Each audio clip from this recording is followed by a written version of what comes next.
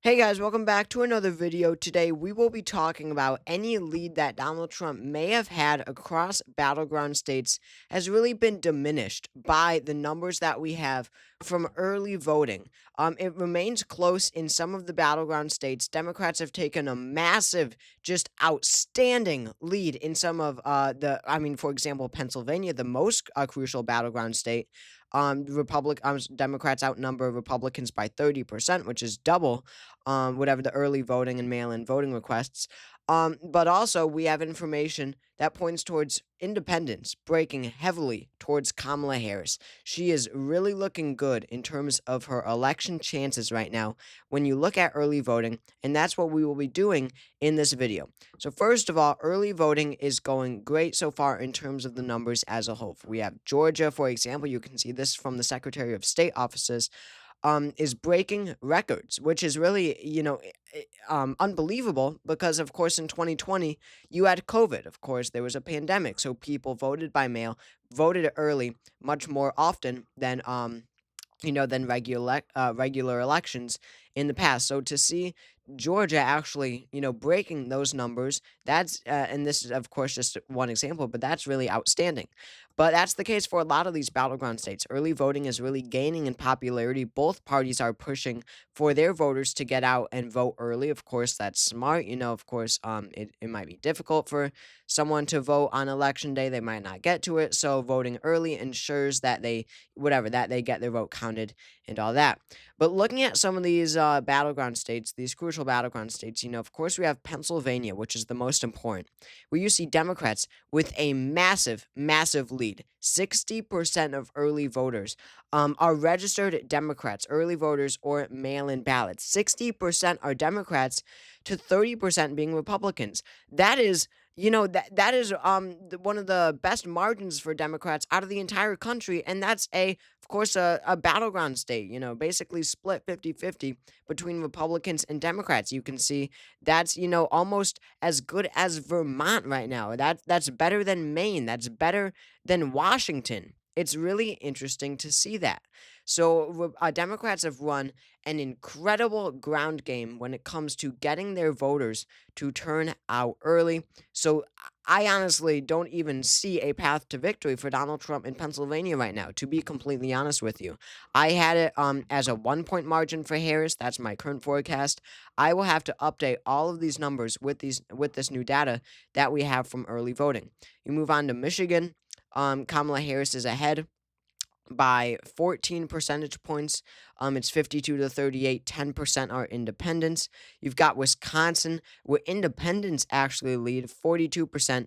Dems at 35, a huge lead over the Republicans between those two, 35 to 23. You've got North Carolina, where it's actually tied. That's pretty good for Democrats, considering that Donald Trump did win North Carolina in the 2020 election. You've got Georgia, where Republicans do hold a slight lead, as well as Arizona and Nevada. Republicans hold slight leads in all of them. But the silver lining there's no silver lining in these blue wall states. They're looking incredible for the Democratic Party. I think that Harris is absolutely favored to win all three of these states based off the early voting numbers. And of course, that would give her victory just like that. She carries all the other blue states. But when it comes to these states where she is trailing or tying, Nevada, Arizona, Georgia, and North Carolina, there is a silver lining because, of course, you notice it in every state, there is a large amount of independent voters. So when you've got Democrats and Republicans at 34 each, like in North Carolina, it matters how the 32% who are registered independents voting, how they are breaking. If they're breaking heavily towards Harris or Trump, then they, of course, would have a huge lead in terms of early voting. You've got Georgia. Interesting. I don't know why only 6% are not registered Democrat or Republican. That's really odd. It must be, I don't know, some sort of state law, how it's listed. Some must affect that there. And then you've got Arizona, 22% are registered independent, and Nevada, 24%. So, when you've got huge amount of independent early voters like this, of course it's going to affect who's ahead in terms of early voting. So we do actually have numbers, surprisingly. So Marist College, which is an A plus rated pollster, by the way, so the best of the best, if they got it spot on in 2022, if you're going to trust a pollster, let it be Marist College. They polled early voters specifically, and it shows that they are breaking heavily, that the independents are breaking heavily for Harris. So look, you've got Arizona. Just among the early voters, Harris is winning 55% of them. Trump is winning 44% of them. Now look, in Arizona, Republicans are ahead of Democrats in terms of party registration, 43 to 35.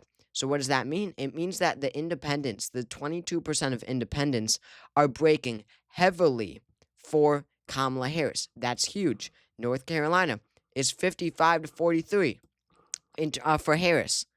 It's tied right now. 34 to 34 Democrats and Republicans. She's winning 55% to 43% of the early voters. It means the independents are breaking heavily for Harris. Georgia, where Trump is leading by 4%, 49 to 45, Harris is ahead by 54 to 45. It means that 6% is breaking almost all for Harris, and it means you've got a lot of Republicans voting for Kamala Harris down there in Georgia. So this poll is extremely important because it does indicate that, yes, we have these registration numbers, but there's more under the surface. The independents are not just splitting evenly. They're breaking heavily lopsided for Kamala Harris. It means that there are a strong amount of Republicans who are turning out for Kamala Harris. These early voting numbers, especially with this new data that we have from Marist College, points towards Kamala Harris absolutely crushing the competition right now in terms of early voting. And then you've got some more data. You've got the Vote Hub actually gives us this very cool map of all the battleground states. This is just early voting. This is how many ballots have been returned in these battleground states. They give us 6 battleground states that we can look at, including Florida, which is odd. But anyway, looking at Pennsylvania, we see that Democrats, of course, we looked at the margin before on NBC, 60 to 30%. Democrats are doubling the amount of early votes that Republicans have. I mean, essentially, the Democrats are locking down Pennsylvania as we speak. That's not even an exaggeration. I don't know why it's not even getting more attention than it is now.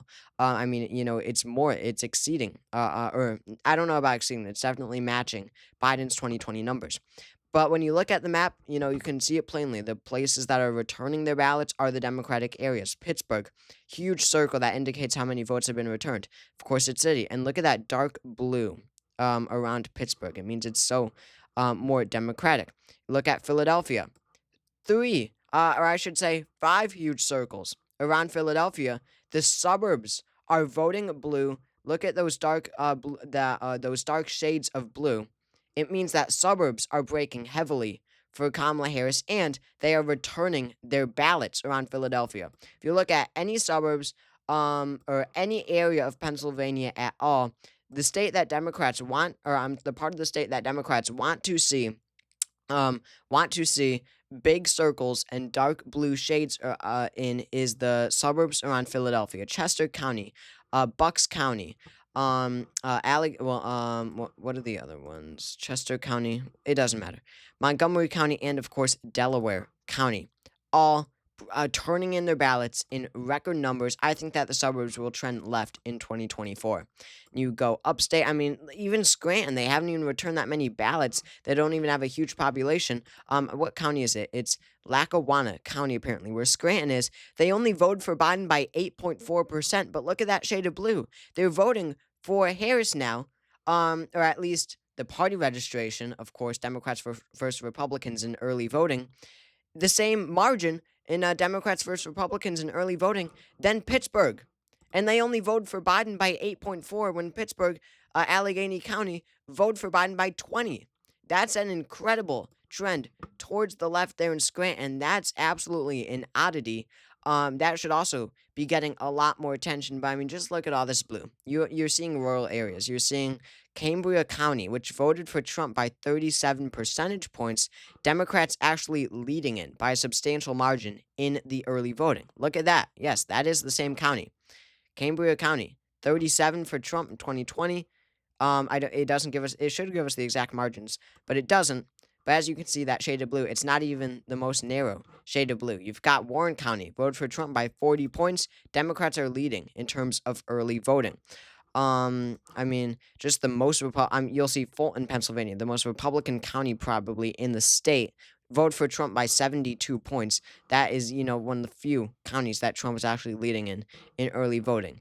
An absolute demolition of the Republican Party in early voting. Republicans should be terrified about these numbers coming out of Pennsylvania. Pennsylvania, honestly, I've always thought it was a lean D margin. This is my map right now, but all this early voting data just, completely certifies that right now. Harris will win the state of Pennsylvania. You can make arguments. North Carolina, Georgia, Arizona, Nevada, not looking so good, but harder to argue than anything else is that Pennsylvania will go to Kamala Harris. Just look at this outstanding, just stunning number right now coming out of there.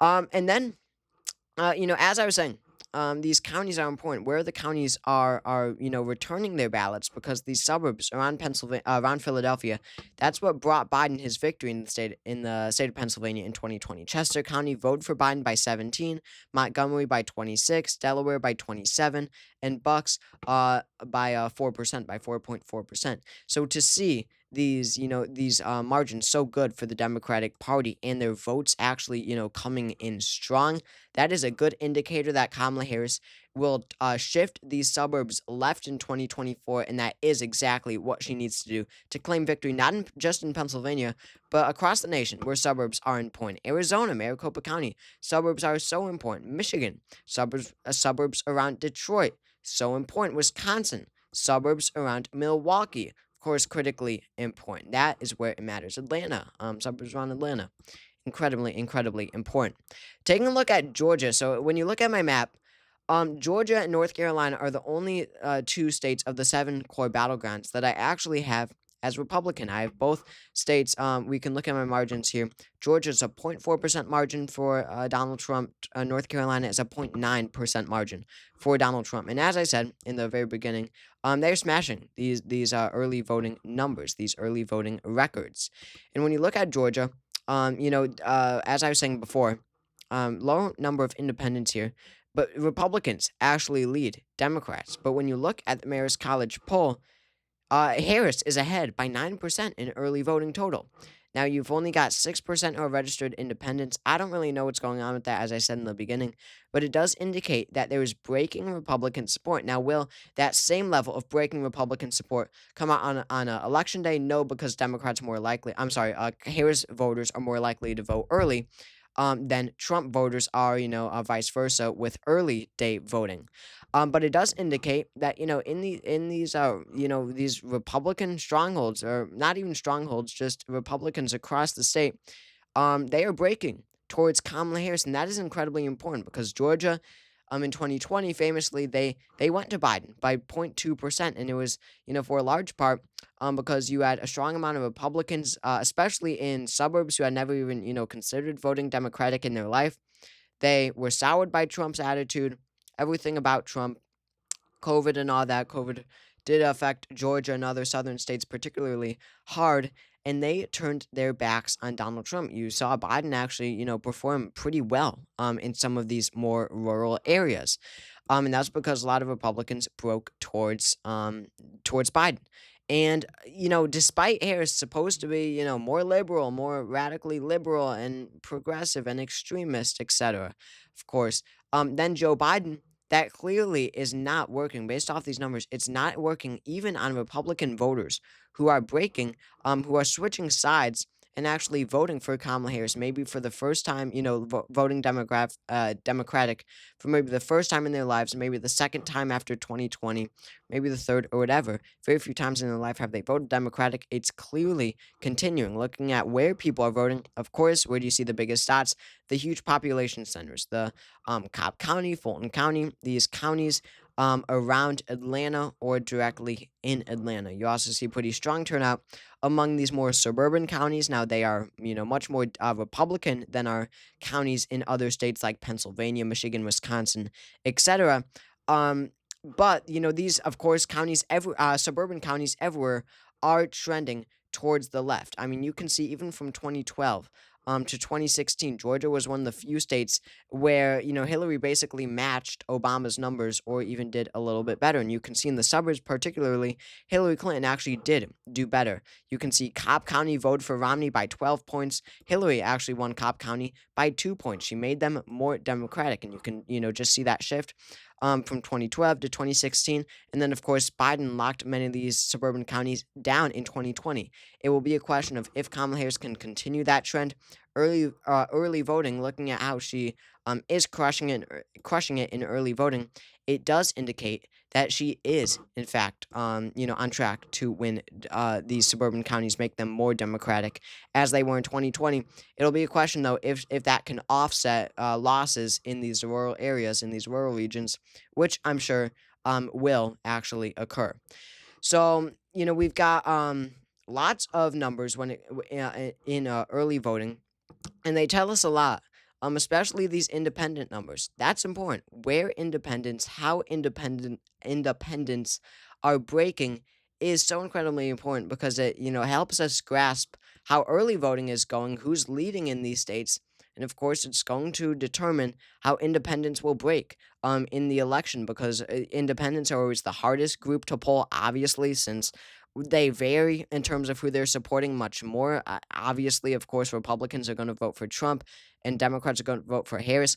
But when they poll independents specifically, it really ranges because, of course, it's very evenly split and independents can go either way. So that's very hard to grasp. And that can really, affect the outcome of many polls. That's what, causes such polls to be, or some polls to be such outliers.